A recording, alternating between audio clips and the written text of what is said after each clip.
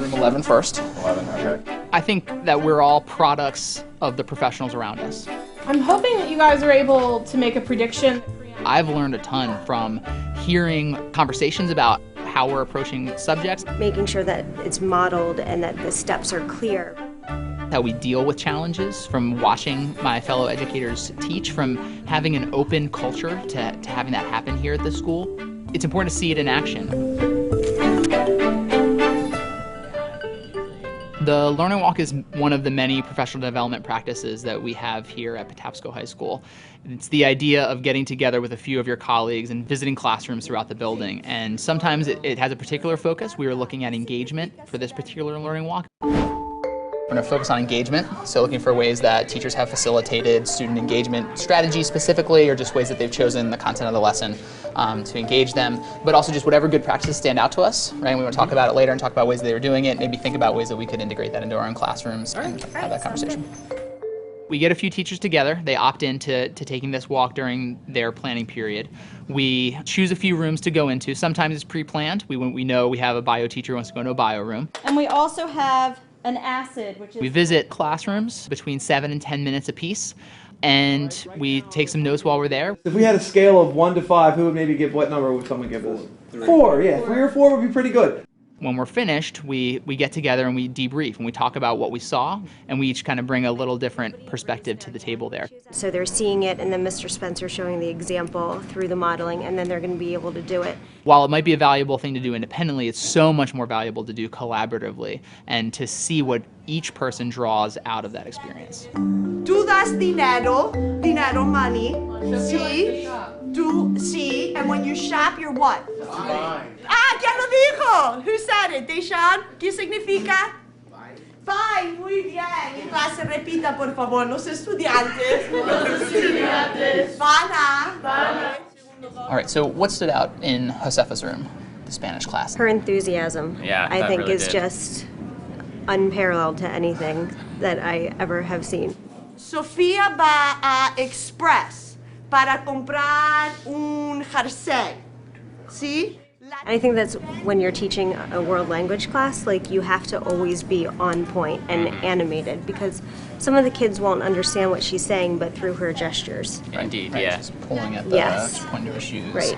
El objetivo. Who remembers? ¿Quién se acuerda? ¿Qué significa se vende? She didn't ask for volunteers, but when she did call on the kids, they all were able to do what she asked of them. Muy bien. En la florestería. First thing we want to do is get our temperature test tube set up. Second thing we're going to do is look at the effects of pH. Mr. Spencer, do you want to take over and show them? So here's the deal. You want to try to get the liver in without touching the sides the best you can. For temperature, all you got to do is put the liver in and then get your peroxide squirts and record in your chart. As a bio teacher, Andy, and first year bio Yes. teacher, what did you see about what they did with their lab to make it more engaging for that population? She and Spencer have adapted the lab to include a more visual component where, like, these kids aren't just going to read the instructions, they're going to draw what they're going to be putting in each and every test tube, because some people are more visual learners. It definitely helps a lot of them, so I think that was great. Also, when we walked in, they had the display of what the worksheets were from the lab, and so that's another added visual, and Miss Clark was writing on the whiteboard with the worksheet.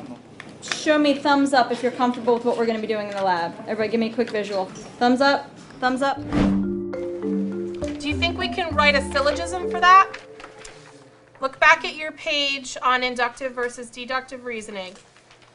So remember, we need to have a major premise, a minor premise, and then a conclusion.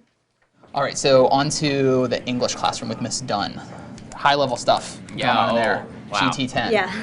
What does that tell us about his personality or his character?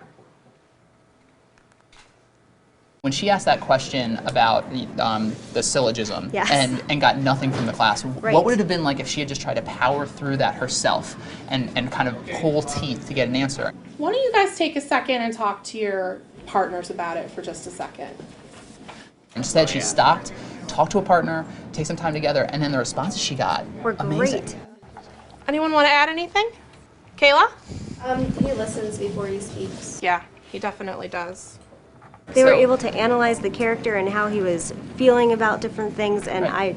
And the variety of responses. Yeah. Such a Yes. good choice to stop and say they need time. They need to talk to each other. They need to collaborate.